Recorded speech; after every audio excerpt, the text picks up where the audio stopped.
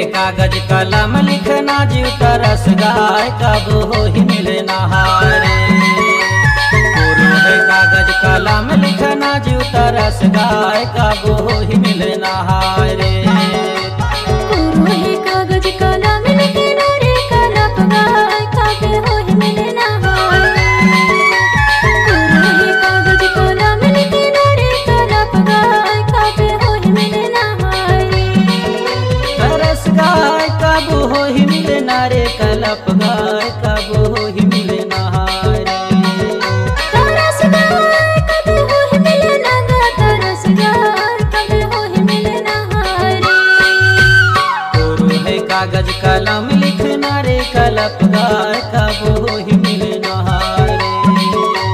गुरु है कागज कलम लिखना जो तरस गाय कब हो ही मिलना हारे।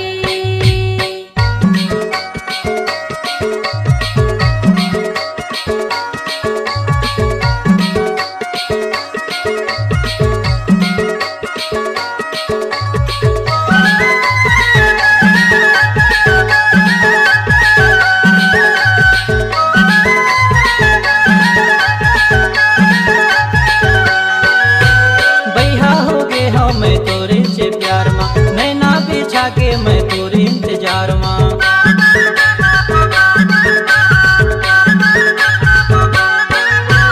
बैहा हो गे हो मैं तोरे से प्यार माँ नैना बिछा के मैं तोरे इंतजार माँ। देखत रही थो रास्ता नंदिया का चार मत रस गाय कब हो ही मिलना हारे। देखत रही थो रास्ता नंदिया का चार मत रस गाय कब हो ही मिलना हारे। गुरु है कागज कलम लिखना जो तरस गाय कब हो ही मिलना हारे। गुरु है कागज कलम लिखना जो तरस गाय कब हो ही मिलना हारे।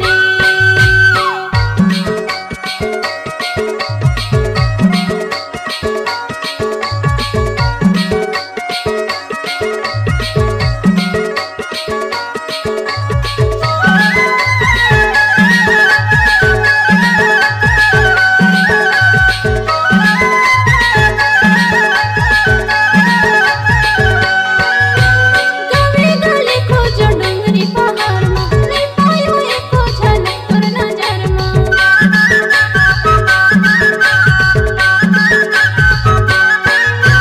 गवे गले खोजो डूंगरी पहाड़ माँ नहीं पायो एको झलक तोर नजर माँ। देखी बिना तोला बीतने बछर ग कलप गाय कब हो ही मिलना हारे।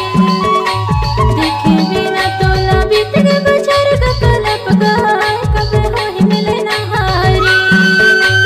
गुरु है कागज कलम लिखना रे तरस गाय कब हो ही मिलना हारे। गुरु है कागज कलम लिखना रे तरस गाय कब हो ही मिलना हारे।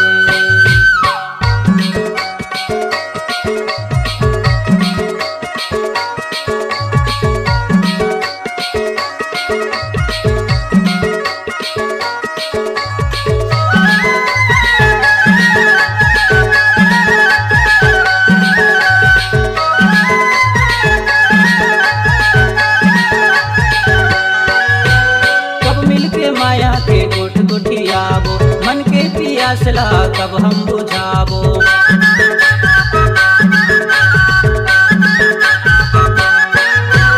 कब मिलके माया के गोठ गोठियाबो मन के पियासला कब हम बुझाबो। सोचत रही तो मन माया ठो बाहर का कलप गाय कब हो ही मिलना हारे। सोचत रही तो मन माया ठो बाहर का कलप गाय कब हो ही मिलना हारे। गुरु है कागज कलम लिखना जो तरस गाय कब हो ही मिलना हारे। गुरु है कागज कलम लिखना जो तरस गाय कब हो ही मिलना हारे। तरस गाय कब हो ही मिलना रे कलप गाय कब हो ही मिलना हारे। तरस गाय कब हो ही मिलना गा तरस गाय कब